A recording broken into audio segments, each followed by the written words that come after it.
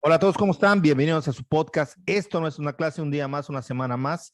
Debemos decir que este podcast, de ahora en adelante, vamos a empezar diciendo esto, no tiene ninguna pretensión ni académica ni científica. Les saluda Enrique Rodríguez, saluda a Úrsula Martín Moreno. ¿Cómo estás?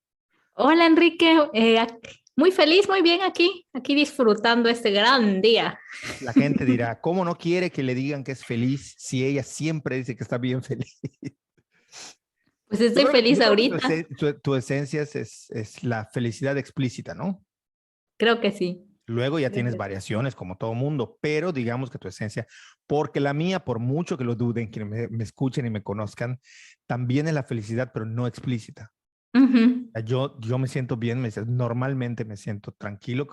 A lo mejor en otro podcast abordemos sobre estos temas que en lo particular a mí no me gusta mucho tratar porque se presta como a, no sé, como a consejos buenondismos, que no están mal, pero no es mi estilo, que tiene que ver con la idea de la felicidad, ¿no? Ya hemos hablado de eso también un poco, ¿no? Finalmente los temas se cruzan, pero yo creo que sí, no, lo que no he dicho es que yo soy una persona que por más que por fuera me veo, no sé, tosco, crudo, ácido, hay quienes me dicen, no te ves tierno, no sé qué tanto lo dicen por decir, o si de verdad es tal, todos tenemos algún momento de ternura, supongo, pero digamos que mi esencia es esa, la crudo, lo ácido, la visión sin tapujos, sin darle vueltas al asunto, cosa que me cuesta mucho trabajo con la gente con la que convivo, porque soy a veces excesivamente frontal, sobre todo con la gente con la que tengo confianza. O sea, no voy a ir de frontal con cualquiera que me acaban de presentar y tú dime qué, o sea, no. ¿Qué piensas? Te voy a dar tu Pero sí, con la limpiana. gente que conozco, pues saben que es uno de mis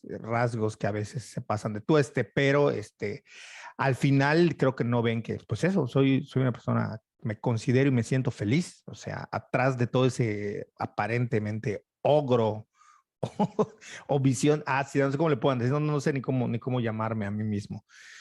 No sé ni cómo llamarme, ni lo bueno ni lo malo, pero sí, o sea, yo creo que parte de eso, bueno, y por eso podemos congeniar en muchas cosas, y entre otras hacer estos podcasts, ¿no? Porque además de compartir ideas, también tenemos como este humor, ¿no? De humor en el sentido de temperamento. Hay quienes también les molesta desde la academia el temperamento, pero bueno. Antes de nada, y no sé por qué, quería yo leer un tweet que puse porque se me ocurrió, pero porque además creo algo que es una idea que siempre me ronda y que lo hemos dicho en otras ocasiones. Y lo que yo dije fue, lo interesante e inteligente no tiene que ser académico o intelectual. El entretenimiento no refiere solo a comedia, no nos confundamos. Me parece que muchas veces se confunde eso y por eso el disclaimer inicial o como le quieran llamar en esta intro que será de ahora en adelante, nuestra letanía que tendremos que decir. Pero bueno, todo esto, sin darle más vueltas, pues eso, ¿no? Que yo te veo feliz a ti. Sí, Por yo tu te veo a ti esencia. con un corte de cabello nuevo. Ya estás hasta acá, ya Sí, tu sí, pelo no sí, se sí, sí. veía, llegaba Sí, como para ya cuando acá. la gente me empieza a decir que te cortaste el pelo o tienes un corte de pelo nuevo, es porque ya lo tenía yo muy pasado de lanza. Y normalmente me ocurre, pero no sé a la gente si le importa o no le importa, pero bueno, en el podcast nuestro lo voy a decir.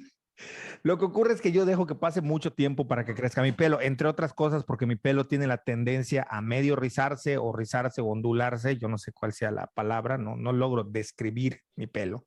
O sea, no logro ver si está rizo o no está rizo. Hay gente que me dice, hay gente que literalmente me dice en buen yucateco, te ves mulish, que significa persona con pelo ensortijado o rizado.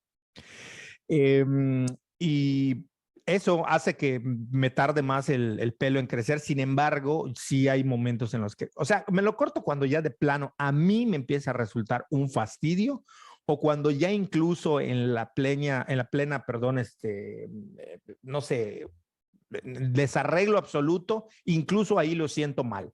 Ya voy y me corto el pelo, esto va a variar dependiendo, pero sí pasan meses sin que yo me corte, muchos meses sin que yo me corte el pelo. Yo tengo amigos que religiosamente se cortan el pelo cada semana no, perdón, cada mes, religiosamente, es mensualmente corte. Y hay unos que hasta cada 2 semanas o 3, corte, corte, corte. Yo no, yo lo dejo hasta que de plano ya no pueda. Y sí, hace unos días fui a que me corten el pelo, cosa que no tiene ninguna relevancia. No tienen que venir a ver mi pelo los que estén escuchando en plataformas solamente de audio como Spotify, iVoox, iTunes, no tiene Si relevante. te lo hubieras pintado de verde, quizás sí. Parezco un Pero rabanito cualquiera, como mi papá bien me apoda cada vez que me cortan el pelo, tal cual, ¿no? O sea, no hay nada de relevancia.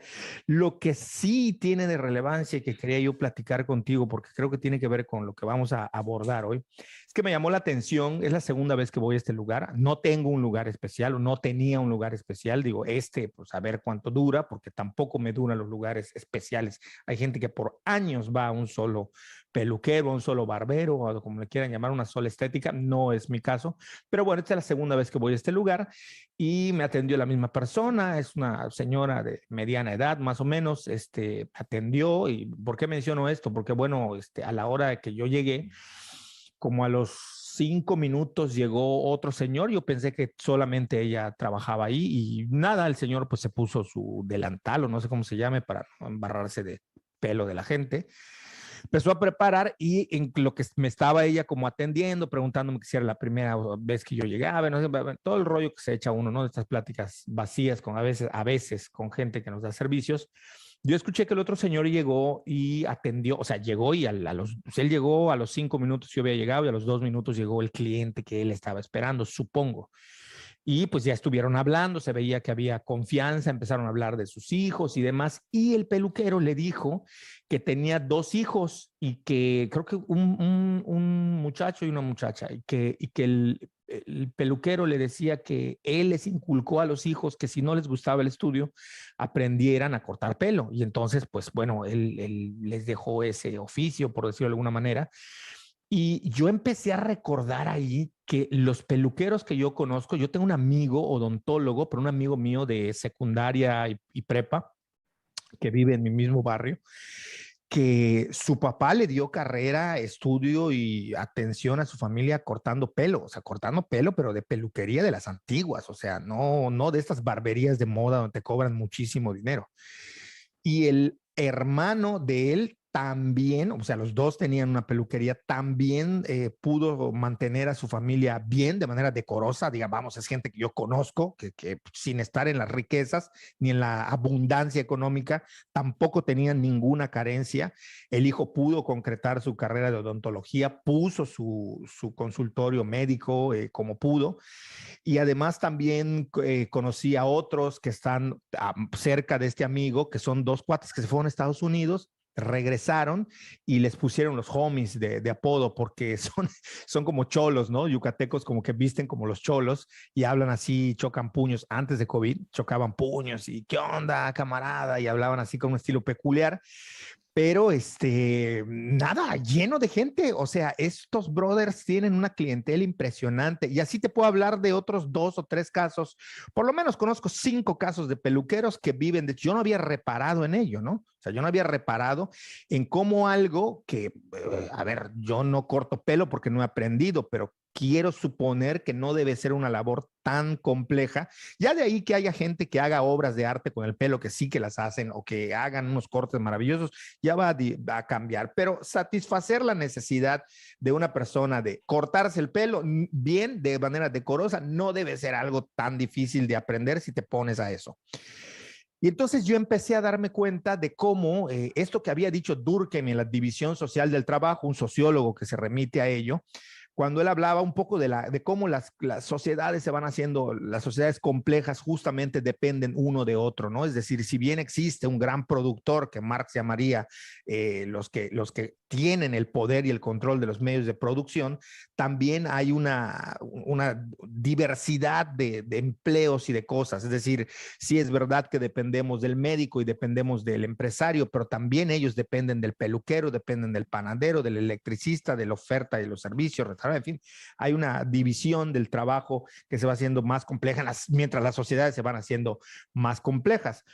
El punto es que al día de hoy, y más allá de esta reflexión sobre los peluqueros y gente que vive de manera muy digna, a mi parecer, a partir de esto, respondiendo a diferentes contextos, pues digamos que en lo general pueden vivir de esto y esto es algo que está a la vista, ¿no? Eh, existen hoy en día en pleno siglo XXI, en el 2021, cada vez más trabajos que no sabemos cómo encasillar. Este no es un problema de la tecnología nada más. Como antropólogos sabemos que siempre, por ejemplo, la mano de obra infantil o el trabajo femenino o ciertos trabajos de hombres en espectros donde no se considera bajo la idea de trabajo en el marco de una sociedad compleja, tenemos dificultades para ubicar como qué es y qué no es trabajo, ¿no? O sea, muchas veces se ha denunciado desde organizaciones de fuera que no, es que en los pueblos ponen a trabajar a los niños y ellos dicen no. O sea, aquí es parte de su enseñanza y de su crecimiento como persona, que en el pueblo le va a servir, en la ciudad no. En el pueblo él necesita saber ir a cortar leña. En el pueblo él necesita saber sembrar maíz. Algo así está sucediendo con las nuevas tecnologías y con las nuevas formas que están tomando las sociedades donde no sabemos dónde ubicarlo. Termino con un ejemplo y ya te cedo la palabra porque tú conoces más de este tema, hay que decirlo, pero estas son cosas que yo logro ver, ¿no? Es decir, si bien hablamos en otros podcasts sobre el teletrabajo y hablamos sobre la educación a distancia y todo esto, creo que es necesario que en algún momento se hable, porque si no se vuelve un problema. Tan solo con el tema de los youtubers, ¿no? México se tardó muchísimo tiempo, pero muchísimo tiempo en poder elucubrar y darse cuenta de dónde ubicar a estas personas que si no se engarzan dentro de lo que se considera un trabajo a la vieja usanza de los medios de producción, insisto en esto, es decir, no, porque ahí entraremos, ya tú me dirás, entraremos en esa discusión. Cuando hablamos de esto, ¿quién tiene los medios de producción? O sea, creo que eso es bien importante discutirlo, ¿no? Hoy en día, ¿quién está teniendo los medios de producción? YouTube es la plataforma y alguien dirá, bueno, pues el CEO o el dueño o los que lo inventaron, pero es que eso va cambiando también. O sea, no estoy muy enterado del caso de YouTube, pero en el caso de otras grandes empresas llamadas unicornio porque son únicas y son ejemplo y demás, cambian o venden las empresas. O como ocurre con muchas franquicias, van metiendo, bueno, Jeff Bezos creo que lo está haciendo, o sea, te puede volver a ti inversionista y ser parte de su negocio. Pasa con las cadenas de restaurantes. En Estados Unidos se venden las franquicias. Hoy Oxxo creo que también está vendiendo franquicias. Total que todas estas reconfiguraciones y más allá de la revolución industrial, que es cuando se empezaron a cuestionar si las máquinas van a desplazar a los humanos y todo ese rollo que sigue hasta el día de hoy, me parece que el caso, por ejemplo, de los youtubers es hasta hace no sé cuánto tiempo, pero hace muy poco tiempo, no se sabía qué hacer con gente que estaba generando ingresos muchas veces superiores a lo que pudieron haber imaginado. Y entonces se abrió un rubro en Hacienda para cobrarles un impuesto. Bueno, ya hablamos del rollo del Rubius, hay un capítulo donde hablamos de eso, que se muda a Andorra y hubo toda una revuelta en España, no es la primera vez que ocurre, porque existe esta queja contra los youtubers que prefieren ir a contribuir a países donde pagan menos impuestos y no en países donde se les cobra más. Y además a ellos creo que había una cláusula por la cual se les cobraba mucho más. Entonces, en México nos tardamos mucho en regular eso, me parece a mí, pero no solamente en regularlo, sino en que como no se sabe cuánto trabajan, cómo medir la fuerza de trabajo, entre comillas, por llamarle de alguna manera, porque creo que hasta eso se tiene que replantear. Se empezaron a ver como una serie de persecuciones y atajarlos por diferentes formas, pero no solamente los youtubers, esto es porque probablemente sean los visibles, pero pienso en ilustradores, pero pienso en gente que crea cosas digitales, pero pienso en gente que vive de hacer memes, porque hay gente que vive de hacer memes, o sea, pienso en toda la gran variedad que la tecnología, la uberización, como se le ha llamado, de la economía en las sociedades, por ejemplo, Airbnb, Uber, cualquiera de estas plataformas. Yo creo que nos enfrenta a una realidad a la que incluso, de manera directa abarca la educación y no lo estamos viendo. Porque ahora, ¿cómo vamos a colocar el trabajo de los maestros? Antes se decía no hacen nada, a pesar de que tenían competencias en el aula. Ahora no solamente tienen que estar en el aula, también tienen que saber un montón de cosas digitales, un montón de cosas del área del internet, un montón de cosas. Y esto no se está poniendo en la nómina. Entonces, me callo y te cedo la palabra, pero grosso modo, eso es lo que yo creo que está detrás. Espero no haber confundido a la gente. Me parece que tiene que haber un nuevo planteamiento, una conversación, una discusión muy seria en torno a qué entendemos hoy en día por trabajo y cómo lo estamos pidiendo. No sé qué te parezca. ¿No? No, no, no, no, No, no, no, no, no,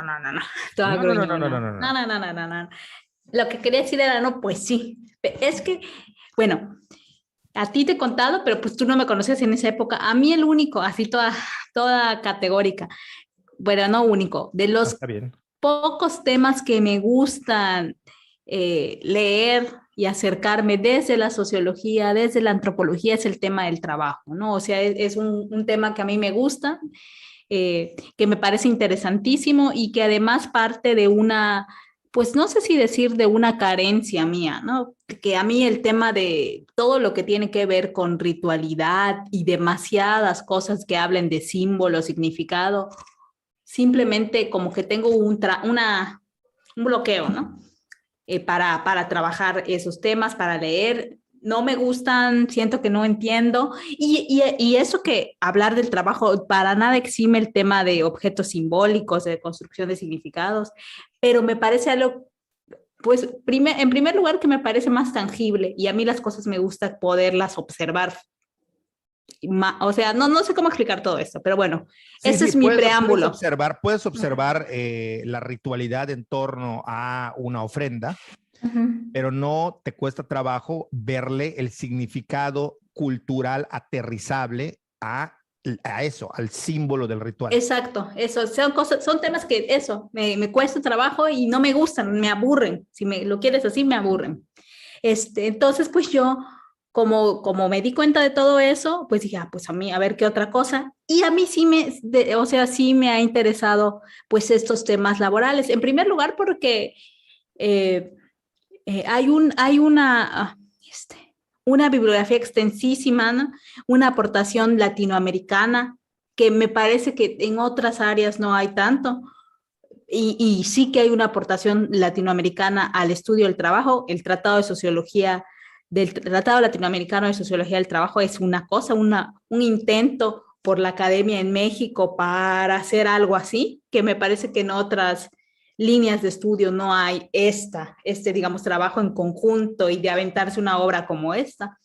Y, y bueno, no. Y en ese acercamiento, digamos, a conocer desde la teoría, desde la sociología, qué es, cómo se entiende el trabajo, cuáles son los dilemas y los retos para teorizar sobre esto y al mismo tiempo lo que sucede pues pues en la realidad, en lo que vivimos, es que yo me di cuenta de varias cosas, ¿no? Como tú bien dices, yo cuando me acerco a esta discusión del trabajo, estábamos 2010, 2011, 2012, ya estaba ocurriendo, ya se estaban planteando estos dilemas, ¿no? Dilemas teóricos sobre el trabajo, porque se veía una emergencia de diferentes maneras de trabajar que cuestionaban el concepto clásico, ¿no? O sea, las concepciones clásicas que hasta todavía los 80 se utilizaban, ¿no? Se pensaba muchísimo en el trabajador como el sujeto obrero, fabril, con una relación obrero-patronal muy clara, con una con objetos de trabajo muy marcados, que era su estación de trabajo o su área en la maquila o lo que sea, ¿no? Pero pues lo que veíamos era esta emergencia, por ejemplo, de mujeres en el campo laboral, de la economía informal creciendo y creciendo y creciendo y creciendo en México, siendo ahora el trabajo informal donde la mayoría de gente en México se ubica, ¿no? Y sin embargo veíamos que la teoría estaba todavía hablando de trabajo fabril, ¿no? O aquí en Yucatán, de los cordeleros y de todas esas cosas, cuando tú veías que la venta de cochinita estaba creciendo, cuando los tianguis aquí en Yucatán estaban emergiendo, y no se estaba hablando de eso cuando eso era lo que estaba sucediendo, ni decir en la Ciudad de México de la venta en el centro histórico en esos años y toda la informalidad, ¿no? Y se empieza a hablar de esto, ¿no?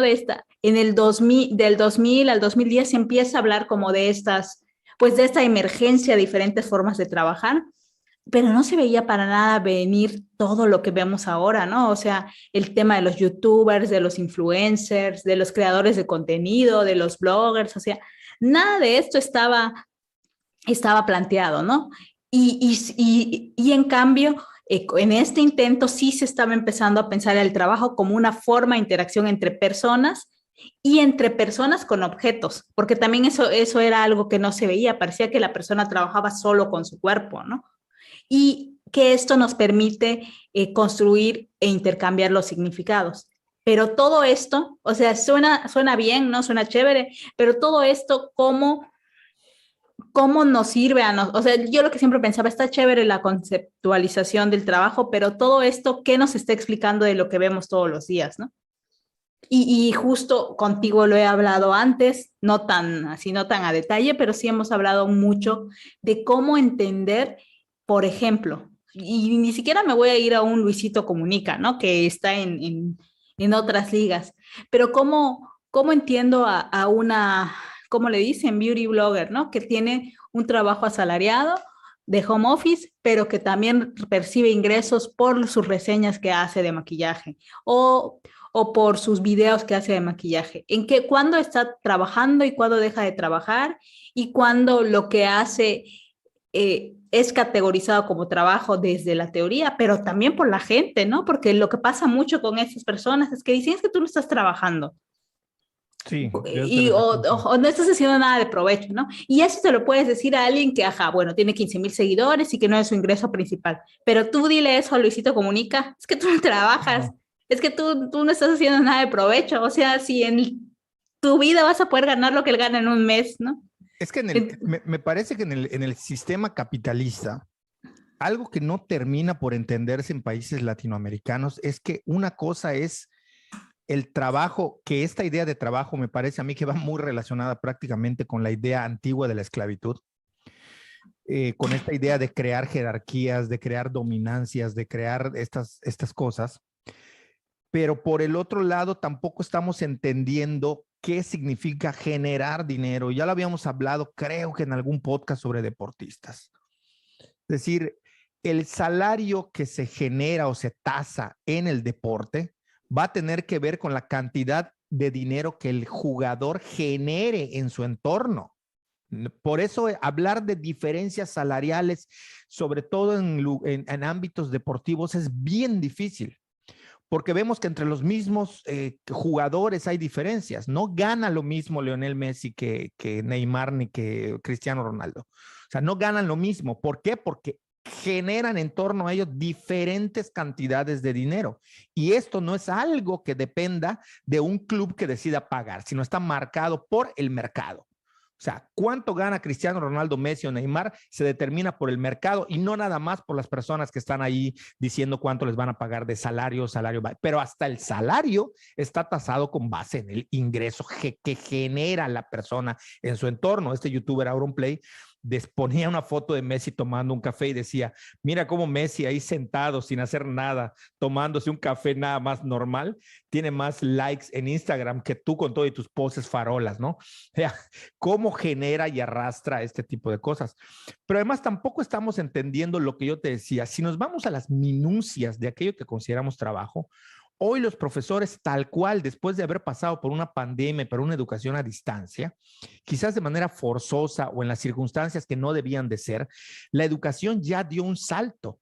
Es decir, los profesores no solamente están siendo profesores de aula, utilizando su cuerpo, su voz, sus pies, aguantando horas de pie, controlando, utilizando la psicología para tratar de explicar algo a un grupo de 50 personas, 50 niños, 50 estudiantes, sino que además tuvieron que aprender un montón de herramientas y ponerlas en uso. Es decir, que además de ser profesores, se están convirtiendo en creadores educativos no populares o no visibles de contenido digital.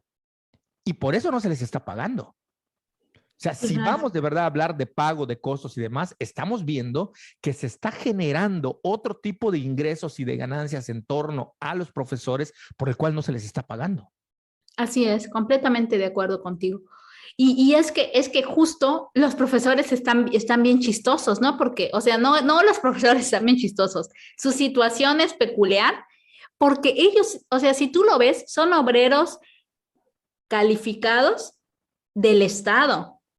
O sea, y suena horrible y quizás los profesores digan, ay, yo ni soy obrero. Pero sí No, son sí. obreros calificados, o sea, su patrón es el Estado. Y esto a mí me gusta decirlo muchísimo, como en tu caso, tu patrón es la universidad, que es autónoma, Totalmente. pero es Y eso. cuando yo se lo digo a colegas míos, se ofenden. Perdón, somos asalariados. A lo mejor unos asalariados más aventajados que otros asalariados, pero somos asalariados, somos empleados y tenemos un patrón. Punto.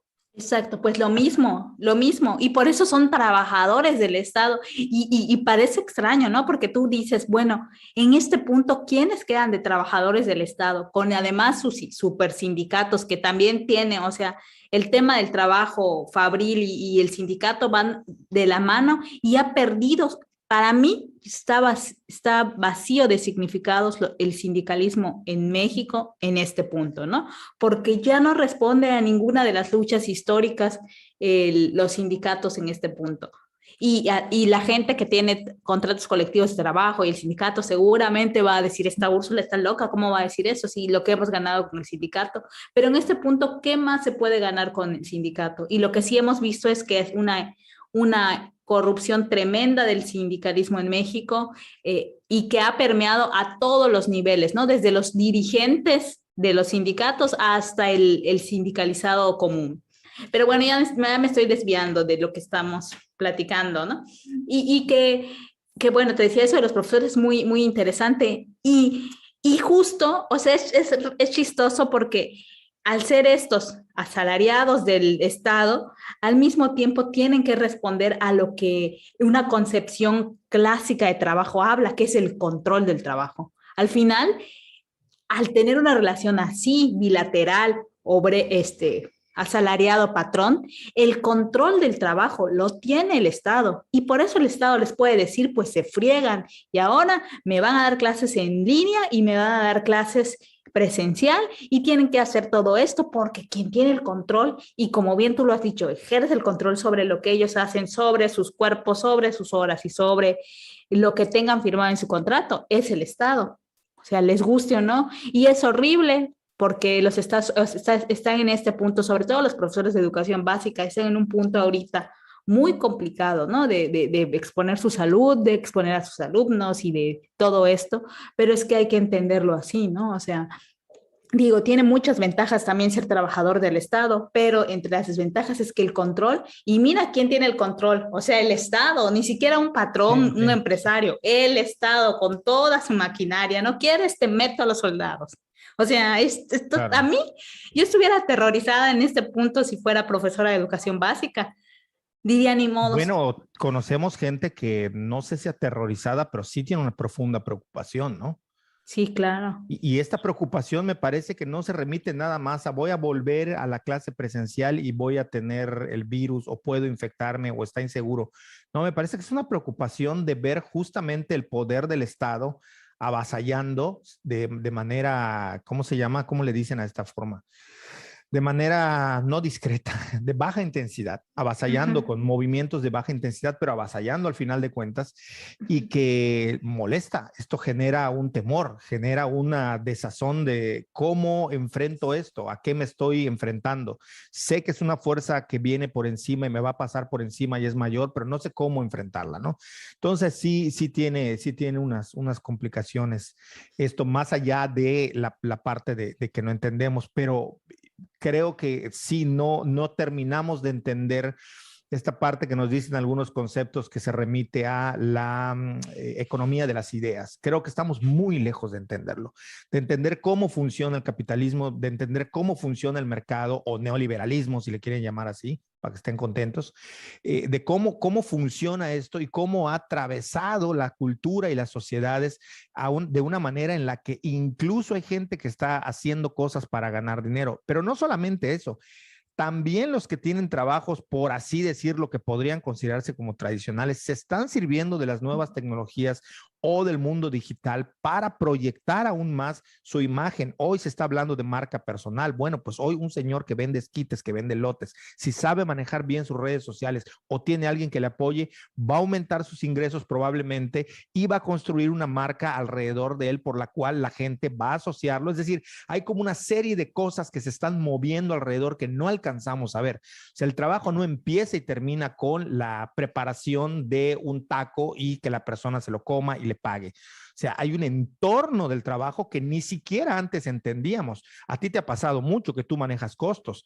Si quieres, puedes abundar sobre ello, ¿no? De cómo cuando alguien te pide ayuda o asesoría para que tú le digas cómo sacar costos, lo primero que te das cuenta es que no tienen ni idea de cómo valorar su trabajo, ¿no? Sí, claro. Bueno, quería dar un ejemplo de lo que decías del tema de los elotes y eso, porque justo en la pandemia, o sea, el inicio del 2020, marzo, cuando lo de la pandemia muy fuerte y que la gente se tomó en serio lo de quedarse en casa, emerge este muchacho yucateco, José Miguel Taco, en Sí. TikTok, y que todo el mundo nos reímos No, muchísimo con sus... reventó. Exacto. Y a partir de eso, él vende marquesitas, tiene sus marquesitas Don Cuco, y cómo a partir del manejo de sus redes sociales y de sus videos virales, marquesitas Don Cuco ya, pues todo el mundo va a comprar ahí. Yo me muero por ir a comprar una marquesita y que me haga una cara graciosa a este muchacho. O sea, es mi sueño ir, por Claro, cierto. sí, no, sí, mucha gente va Por por eso él, y porque exacto, ese tuvo la es exposición, ¿no? exactamente. Y bueno, él ahora ya no solamente vende sus marquesitas, también está en campañas de publicidad, que creo que con Super Willis, con Super Aquí, con no sé qué. O sea, ese es un ejemplo perfecto. Y él no lo hizo pensando en que con eso iba a ser, No, estaba, es estaba así, aburrido, aburrido, ¿no? estaba aburrido, buen Pero cuento. sí, justo después ha hecho un súper buen manejo de esto. Y es que otra cosa que a mí se me hace curiosa es que, mira, entre las cosas que yo pensaba cuando leo de teorías sobre el trabajo, que a mí se me hace chistoso porque normalmente pasan dos cosas, ¿no? Cuando lees teoría, o sientes que la teoría está desfasada de la realidad o la realidad está desfasada de la teoría, ¿no? Pero en el caso del trabajo es increíble cómo la teoría va de la mano con lo que la gente piensa del trabajo. Eso a mí sí que me hizo, pues no sé, un shock en la cabeza porque digo, o sea, toda la discusión que hay sobre el trabajo y cómo va el trabajo y que no sé qué, es lo mismo que la gente piensa. O sea, no así, no tan así, ¿no? Pero sí ves que las personas sigue costándoles trabajo entender de qué va el tema de los ingresos, de qué va la ocupación, y tú ves que en la teoría se sigue discutiendo eso, y eso a mí me llamó un montón la atención, ¿no? O sea, como dato curioso, porque digo, ¿cómo es posible que estén tan a la par, ¿no? Que en otras cosas tú ves que ya se habló un montón de esto y que la gente, que no, y que justo una de las cosas que se reclaman es que, ¿por qué si ya hay tantos avances, por qué no llega a la gente? Aquí está a la par, y eso, o sea, o casi a la par, y me parece muy curioso siempre, ¿no? Al menos de la teoría de Latinoamérica, porque he leído poco teoría de Estados Sí, Unidos o eso. pero a ver, es interesante el dato que das, pero también hay que decir que no siempre lo que la gente cree sobre, en este caso, el trabajo, va de la mano del rumbo de las economías y de la digitalización Ah, de la sí. sociedad. O sea, No, no, no, no, me parece que no. vamos muy atrasados y me Sí, parece que la gente sigue romantizando la idea del trabajo tradicional. Tú lo ves, ¿no? Yo te lo he dicho. sí. A mí me hierve la sangre cuando alguien, como si fuese un atributo que tiene además una carga semántica positiva, sí o sí, el hecho de que me dicen, ay, fulanito, es buen muchacho y es muy trabajador. ¿A mí qué? O sea, yo entiendo que la holgazanería nunca es bien vista en las sociedades. Eso lo entiendo perfectamente, que es algo que puede ser reprobable estar de rémora del Estado o de no generar nada para tu entorno. Pero eso de es muy trabajador me suena como le encanta estar de esclavo, ¿no? O hay gente que a mí yo les llamo, ¿y qué estás haciendo? Estoy chambeando. No, te estoy hablando a las 2 de la mañana, o sea, ¿cómo? No, pero es que estoy chambeando, pero no, no manches, te estoy oyendo que estás en el antro. No, no, no, porque estoy aquí en el celular. No, no es cierto. Entonces la gente ya como que dice como mote eso de es trabajador, algo como si fuese el gran... Si estás trabajando en algo que te gusta y te estás matando y haces más horas porque no te das cuenta que se te va el tiempo, aplausos. Pero si tú estás trabajando y me quieren vender la idea de que esto de ir, dice Alex Lora, el vocalista del Tri, es tan feo tener trabajo que hasta pagan por hacerlo. O sea, es complicado, ¿no? El tema de cómo vincular esta idea de que una cosa es que a ti te gusta estar en una actividad, que a ti te guste estar ocupado porque te libera de las cosas que te tenga que liberar. Y otra cosa es que veamos al trabajo, al patrón, al asalariado en su forma tradicional como algo de lo cual sentirnos orgullosos. Prácticamente es como decir, estoy orgulloso de vivir esclavo bajo un callejón sin salida, laboralmente hablando. O sea, no entiendo cómo va eso. Y después me dicen, no, es que es muy trabajador. Y digo, ¿y dónde está su lana? O sea, Si Claro. asociamos que el mucho trabajo genera más dinero, bueno, yo quiero ver dónde están todas esas horas extras, ¿no? ¿Dónde están reflejadas? Claro. O sea, ¿dónde hace la diferencia? Entonces tiene como estas ideas, tenemos como estas ideas muy anticuadas y por eso se condena las nuevas formas de generar dinero. Y yo sí te lo he dicho en ocasiones anteriores, yo creo que no se ha discutido ni teóricamente, ni a nivel de política pública, ni a nivel de Estado, ni de sociedad, el tema de cómo entender las nuevas formas de generar ingresos y de cómo generar economías que van haciendo que se muevan otras y que las sociedades caminen a otros ritmos. No lo estamos entendiendo, insisto, no nada más de los youtubers, esos son los más visibles o sobre los que más se ha hecho escándalo porque directamente fueron competencia para los medios de comunicación tradicionales como la televisión y la radio. Pero en lo general se están gestando de verdad cosas bien interesantes que tienen que ver con asuntos de creación, de creatividad, de ideas, de cómo proyectar nuevos modelos de negocio. Ya contamos incluso con nuevas voces, con nuevo léxico, con nuevas palabras en torno a aquello que genere dinero. De ahí a llamarlo trabajo, yo sí creo que tiene que haber un replanteamiento de qué es lo que estamos llamando trabajo. No con la idea de que quien no trabaje no hace algo. No, no, no. Romper con la idea, así como tantos están jodiendo con la idea de romper con el Estado. Bueno, pues empecemos por cuestionarnos este tipo de cosas. De la misma manera que románticamente todo el mundo le está costando trabajo entender que las instituciones educativas como las conocíamos tienen que romperse y cambiar.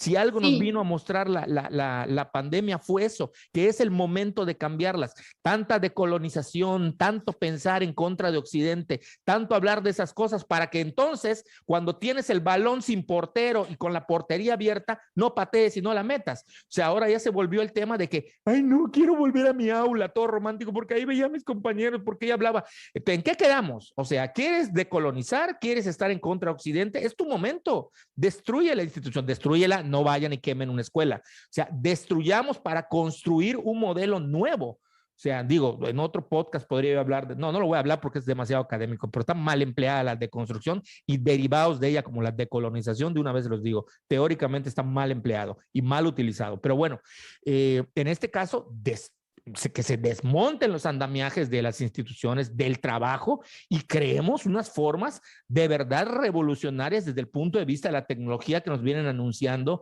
desde los 2000, ¿no? Sí, no, o sea, no puedo estar más de acuerdo contigo y justo que, bueno, un sociólogo que yo admiro, no admiro, su trabajo me parece uno de los más importantes en el tema, habla de eso, ¿no? Habla de cómo dejar de... Primero proponía un concepto ampliado del trabajo, ¿no? Para poder entender los diferentes sujetos de trabajo, las diferentes maneras, las diferentes intercambios de significados, para poder hablar del trabajo infantil, que es algo que estaba ahí, pero que no se podía, del cual no se podía hablar ni denunciar en casos de ser denunciables, ni además contextualizar en contextos rurales, o sea, todo eso, ¿no? Pero a partir de los 80s, cuando se empieza a hablar o sea, a partir de los 80s vemos esta emergencia de diferentes sujetos, ¿no? Que los que no tienen, los sin tierra, justamente todas las minorías que salen a la luz, ¿no?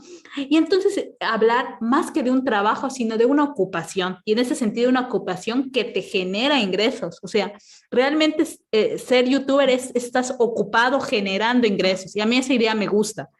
No necesariamente el trabajo, porque el trabajo es un concepto que viene de la revolución industrial, ¿no? Y que desde la visión neoclásica, el trabajo simplemente puede ser el asalariado. Y desde la visión marxista clásica, sí existen otras formas de tener trabajo y se reconocen, pero se le da privilegio al trabajo asalariado de la fábrica, porque aparte tienen su tarea histórica, ¿no? De derrocar el capitalismo. Y ahí viene el vendedor para ayudarme con la derrocar al capitalismo. Exacto. Entonces, sí surge el concepto del trabajo. Y como bien dices, tanto se habla de construir y todo eso para ciertas cosas. ¿Por qué no intentamos pensar otras categorías como justo la ocupación? Y también, o sea, esto desde de la academia, ¿no? Pero también desde nuestras actividades cotidianas. A mí me rechoca tener que explicarle a la gente las cosas que hago y que no hago, ¿no? Y que piensan que si uno está en su casa haciendo ciertas cosas, y eso ya me había quejado, pero me vuelvo a quejar, No estás ocupado haciendo algo que sea productivo o que te genere ingresos, ¿no? Y entender productividad en el sentido amplio, no necesariamente que te dé dinero en ese momento, pero sí, por ejemplo, O no que sea tomando manual. exacto, tomando Trabajos un que no necesariamente diplomado. son manuales. Exactamente. Entonces, va por los dos lados, ¿no? Va porque se tiene que modificar, pero también se tiene que modificar en la sociedad. ¿Qué es eso de andar juzgando a tu vecino? Porque, como me pasó a mí, ¿no? Que porque vemos que vienen carros aquí a su casa y no vemos que salga, que, a qué te dedicas, que no sé qué. Esa vez casi que me da un infarto, ¿no? De lo molesta. Porque es eso, estamos juzgando la vida de las demás con parámetros que ya están antiguos, que ya no funcionan, que son arcaicos. Y pues eso, ¿no? O sea, pensar más bien en ocupación y en una ocupación que genera algo, ¿no? Que puede generar ingresos, que puede generar competencias, que puede generar habilidades, o sea, muchas cosas, ¿no? Pero sí pensar en trabajo como tal, me parece complicado. Antes, las veces que lo habíamos platicado, yo matizaba, ¿no? Pensaba que se podía seguir utilizando la categoría de trabajo con todas estas ampliaciones, pero es como una casa.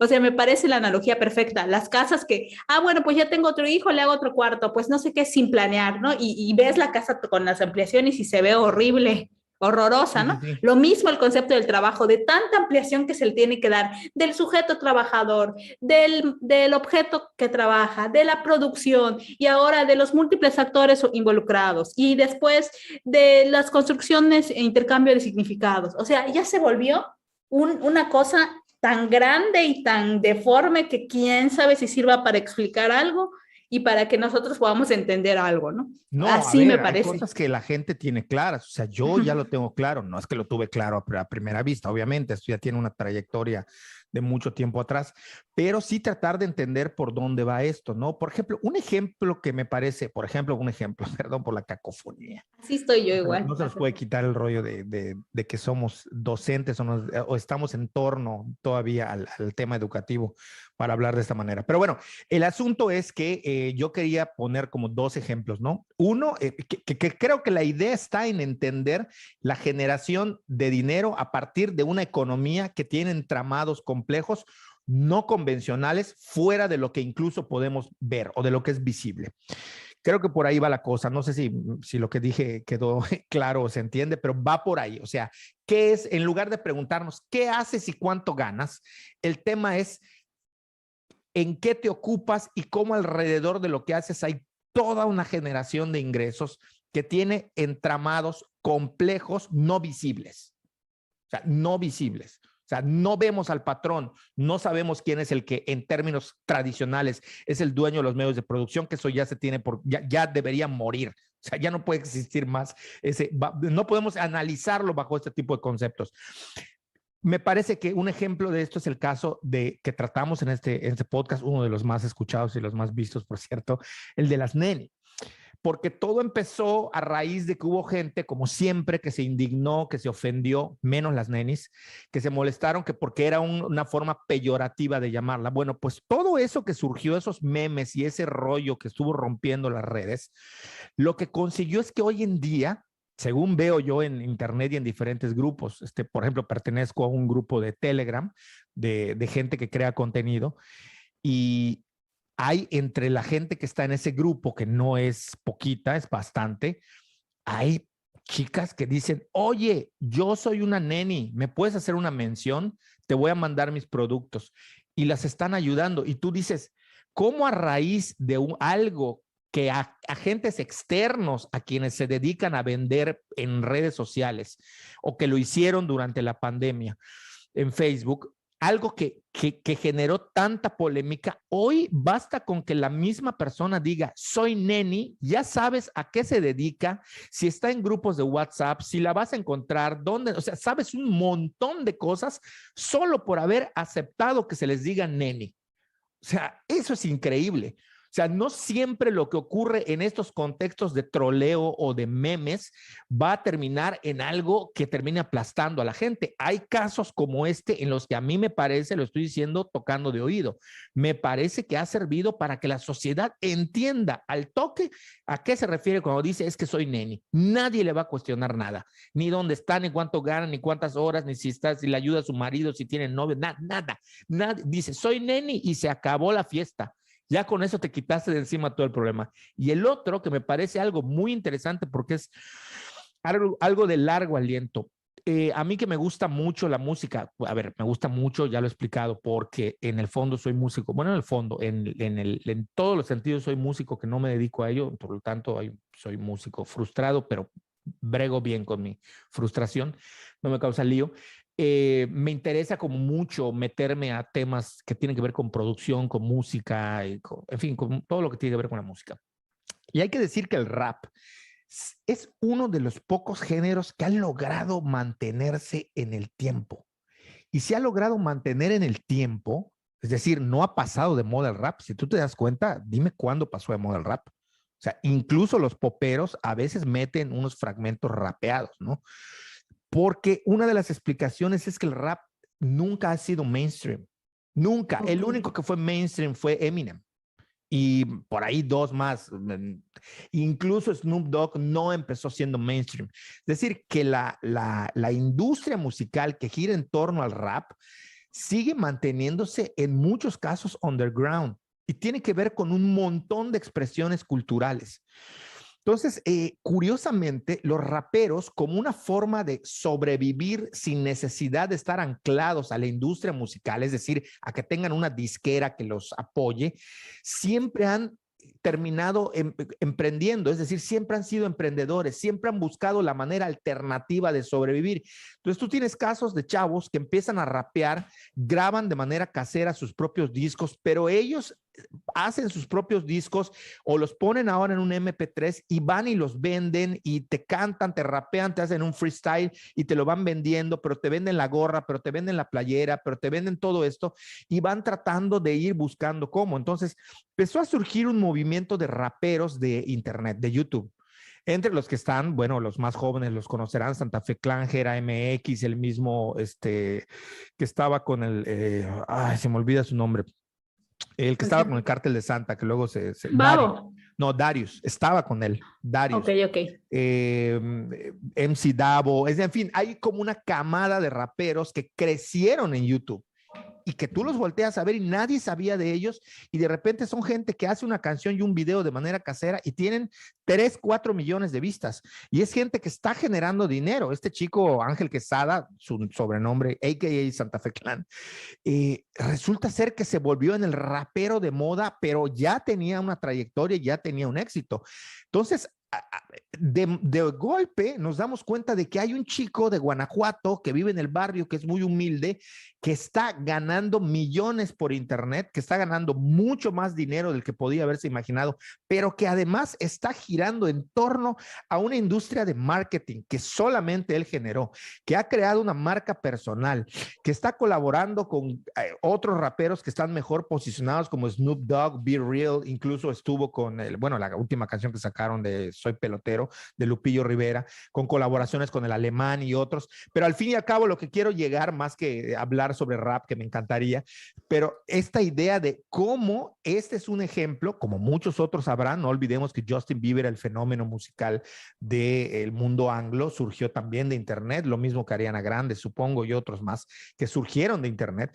Bueno, Ariana Grande surgió de Nickelodeon, ¿eh? Sí, pero su explosión, es decir, el éxito masivo fue, me parece que a través de internet, si no estoy equivocado de eso, pero bueno, me corregirás y nos corregirán. Los fans. Sí, perdón, me acabo de acordar de algo. En el podcast pasado decimos que era Tultepec, creo que es Tultitlán, si no me equivoco, el estado donde están los cohetes. No lo verifiqué, pero bueno, la gente nos corregirá o que lo busquen si quieren para asegurarse. No estamos de acuerdo. No estamos de acuerdo en si es Tultepec o Tultitlán. O sea, no sabemos cuál es, pero uno de esos dos es. Que nos disculpen quienes sean de allá por no saber bien dónde es, pero bueno, es allá lo de los cohetes. Regresando, que en torno a ellos hay toda una producción de un montón de cosas que no nada más tiene que ver con el agarro un micrófono y me pongo a decir rimas groseras o violentas o contra el Estado de las drogas. No nada más tiene que ver con eso. O sea, hay todo un mercado y una serie de mercados que se van uniendo a este tipo de fenómenos que en otros momentos no tendríamos. O sea, antes de la llegada de Internet no teníamos esto. Y ahora lo que tenemos es simplemente que han explotado hacia otros rumbos. O sea, Asesino, el freestylero, el mejor freestalero que se ha parido, como él mismo se llama, ese dice, pues hoy en día es una industria, es decir, son personas que se vuelven industrias pequeñas, ¿no? Hablamos de Messi, que no es una marca personal Messi, Messi ya es una industria, es decir, alguien que llega a generar tanto dinero, y de esta manera podemos nosotros ver cómo el trabajo se va ampliando, diluyendo, porque este chico Ángel Quesada le da trabajo a, por lo menos de manera directa, a 40 personas. O sea, él así las tiene. Mi equipo es de 40 personas las veces que le preguntan. Por lo menos de ahí se está derivando. Y lo mismo, son personas que no pueden catalogarse dentro de esta idea de fábrica, maquila, trabajo y patrón y salario. No se puede. Y por eso vamos a ver que sus ingresos son irregulares. O sea, muchas veces les preguntan, ¿cuánto ganas? Pues que no lo sé y creen que los están timando. Es que no lo sé. No te puedo decir, o sea, unas veces gano más, otras menos, y ahí empiezan, ¿cuántos cuando más has ganado? ¿Cuántos cuando menos? Porque no se sabe, ¿no? Entonces, me parece que hay un montón de cosas, pero que sí deberíamos desmontar estas ideas del trabajo como normalmente lo teníamos entendido para saber que existen otras múltiples, afortunadamente hay una multiplicidad de formas de entender cómo generar dinero, tanto que hoy en día ya se está hablando de generar dinero y no de salario. Me parece, ¿no? No, te imaginas que nos hubiéramos quedado en una economía fordista, donde la forma de No, trabajo sea, ay, no, me no, muero, horrible. ya. Que esa es otra cosa lo que tú estás diciendo. A mí me causa, no sé si tristeza, pero sí un desazón cuando escucho jóvenes, muy jóvenes, estoy hablando de gente de 18, 19 años, que dicen que lo que quieren es terminar la universidad para tener un trabajo fijo. Dios mío, o sea, no, o sea, es increíble que siendo jóvenes no se estén dando cuenta que el mundo cambió y creo que en algunos casos, no en todos, creo que en algunos casos, si lo saben entender y aprovechar, probablemente cambió para mejor, para ellos. Porque esta idea del trabajo fijo ya va en otros carriles y va en otras formas. Sí, Enrique, pero tú tienes trabajo fijo. No tiene que ver con eso, tiene que ver con momentos, con situaciones, con cómo las sociedades se van construyendo y se van transformando, y me parece que pues tiene que ver con esto. Y sí, a mí me parece que un joven que no entienda que su rumbo no está en una oficina necesariamente, no está entendiendo su momento en el que está viviendo. Sí, No sé qué opinas. completamente. Sí, no. Y justo yo cada que voy, o sea, yo voy regularmente a una fábrica de caramelos, donde hacen mis caramelos, este, y siento nostalgia, la verdad es que siento nostalgia de ir, porque aparte es una fábrica pequeña que lo que sucedería es que se le herede a un hijo. Y el señor de los caramelos me lo tiene claro, me dijo claro, ¿no? O sea, cuando yo ya no pueda trabajar es que esto no sé qué va a pasar porque ninguno de mis hijos o de mis hijas va a seguir con la fábrica. O sea, y es como ver, Claro, o sea, ver el ocaso de un tipo de trabajo, un tipo de producción de recursos económicos, ¿no? O sea, verla acabarse. O sea, a eso siento que asisto cada vez que voy, ¿no? A algo que está a punto de acabarse. Y me da nostalgia, por supuesto, claro. ¿no? Saber que es algo que va a pasar, Sí, así como ha pasado. como ir a una hacienda que ya no está produciendo y ver vestigios de lo que fue la producción manual, ¿no? De Enequén, en el caso de Yucatán, de cómo hacían Exacto. el Enequén. Y pienso también, porque mucha gente va a decir, bueno, pues que los trabajos de oficina, no olvidemos que lo que para Max Weber era un signo de Estado moderno, que era la burocratización también tiene que ver con el absoluto control de la gente, de las personas, de los sujetos. Claro. Y cuando alguien me habla de que es necesario que exista una lista y que exista una no sé qué y que se haga este proceso, porque yo digo, Dios mío, le estás apostando a mantener algo que ha sido el cáncer de América Latina y de muchos países, que es la excesiva burocratización, que no es nada más el fastidio de ir con la fotito, de ir con la firma, de ir con la llenado de papeles, de ir con la persona que hace trabajo de secretaria, de ir con el otro que es secretario, de que te pongan un sello. No, no, no es eso. Es que todo eso remite al control, a qué pasos da su empleado, a dónde se mueve, qué hace, pero no solo el empleado, sino también los ciudadanos. En la medida que los procesos se desburocraticen, más apelamos a una verdadera democracia ciudadana, pero sobre todo a una visión de libertad del sujeto. O sea, la democracia, perdón, la burocracia lo que va buscando es sencillamente apresar a la gente en cuestiones que es que apresar en cadenas de dolor, ¿no? Como el audio ese que estuvo circulando. Sí, bueno, puede ser de dolor. Estás preso en las cadenas, como decía el audio, el preso en las cadenas de tu vicio, decía algo así. Ah, mientras no sea como la de José José, preso en la cárcel de tus salió de ahí, besos. pero el del audio lo deriva y al final de cuentas le quiere decir al otro, al que está regañando. Estás preso en tu mente, algo así. Preso en tu mente, le dice, ¿no? Exacto. Estás esclavo en tu mente. Exacto. De un poco de contexto para quienes no escucharon este audio, fue un audio que se filtró de estos de WhatsApp que luego se mandan, que fue muy cómico, de un yucateco regañando a una persona que se intuye por el audio que está tratando de salir o que es alcohólico anónimo y que está tratando de dejar el vicio. Y pues en estos lugares se tiene un padrino que siempre te aconseja, pero este tipo lo hacía de manera muy graciosa, ¿no? Entonces le decía, eres un borracho, eres un mequetrefe, estás preso en tu mente, le decía. Pero al final le dice, está feo, ¿verdad? Así me decía mi padrino, le decía.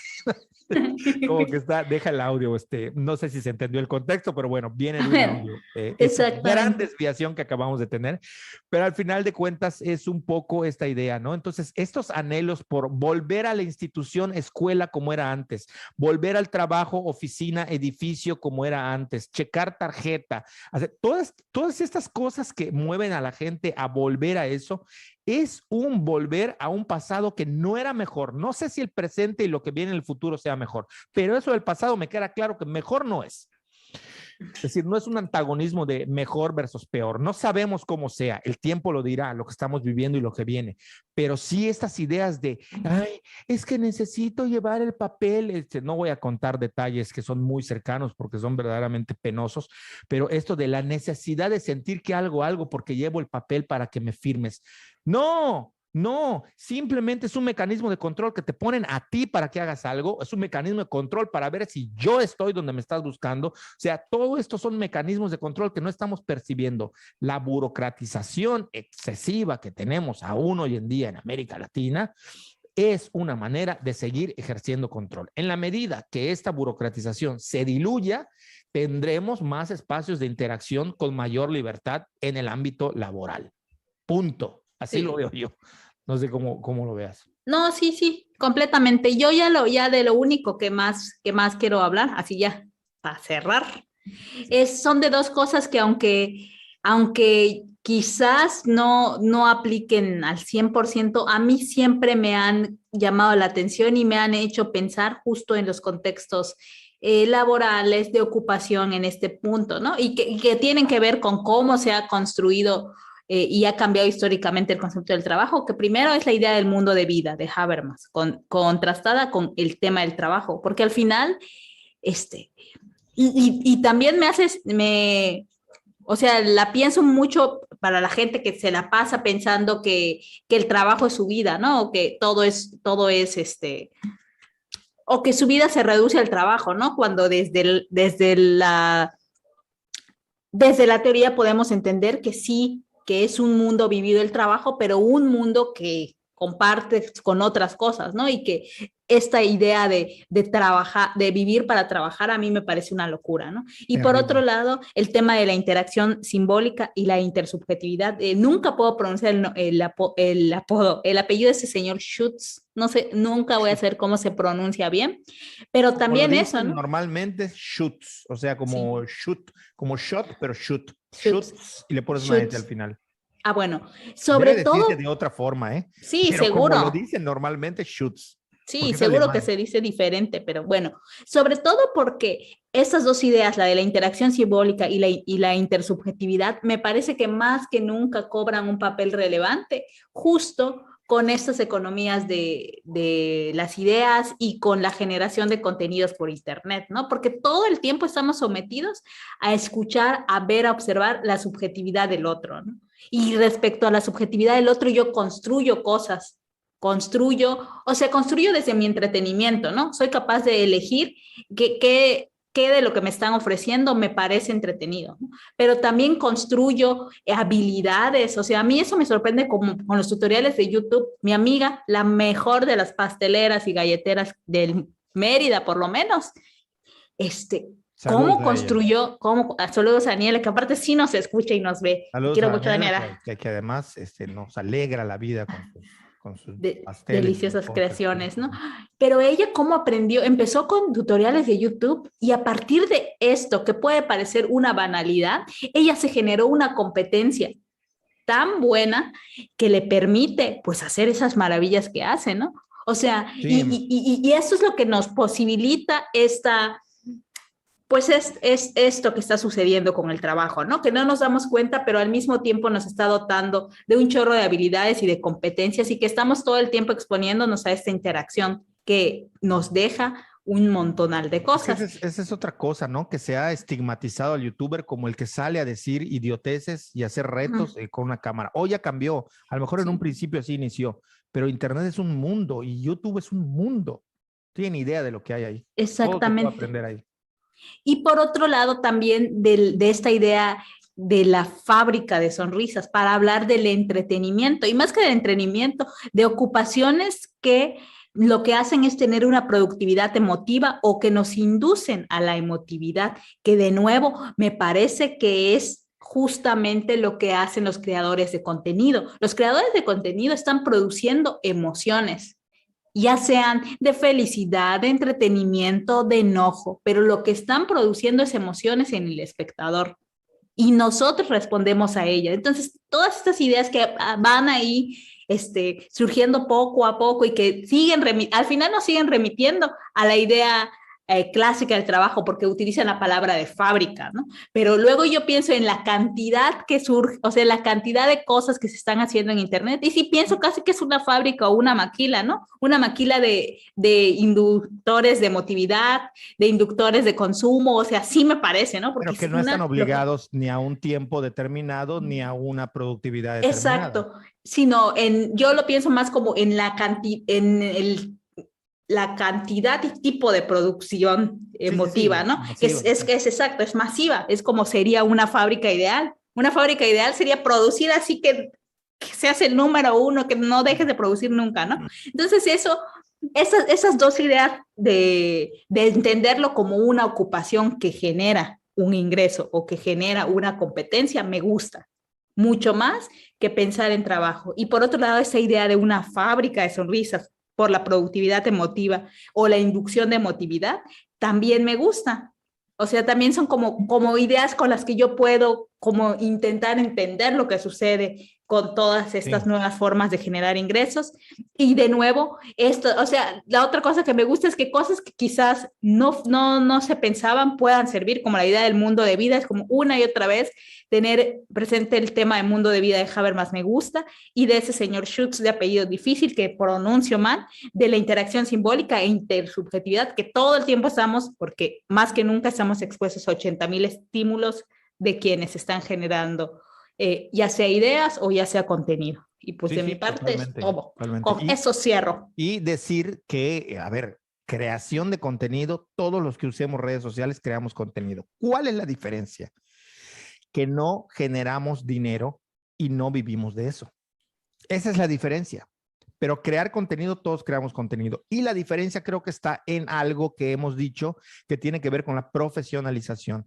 El que vive de las redes sociales tiene un método, entiende cómo funcionan las redes sociales con base en la experiencia, tiene un tiempo generándolo, buscó cómo crear un contenido específico dentro de un nicho y luego expandirlo. Es decir, hay una serie de factores que están detrás para que alguien pueda ser un creador de contenido que viva de eso. Pero crear contenido, Claro. todos creamos contenido si tienes redes sociales, ¿no? Aunque tu repost sea la piolín o un meme de un cholo, da igual. O sea, como quiera que sea, estás creando contenido o estás contribuyendo a la generación del contenido. La diferencia es que no generamos el dinero necesario para vivir de eso, ¿no? Claro. O al menos no se tiene esa intención, mientras que el creador de contenido en algún punto decidió y dijo, me voy a dedicar a esto porque esto me genera los ingresos suficientes para poder vivir y no estar en un trabajo convencional. Antes de terminar, saludos a todos los que están llegando, a los que se han suscrito al canal. Muchas gracias por decidir darle clic y suscribirse, quienes no lo estén haciendo, porque más del 50% de las personas que nos escuchan no están suscritas. Agradecemos que nos escuchen, por supuesto, pero si pueden seguirnos de manera permanente y les agrada, pues nada, no, lo que dicen, no cuesta nada.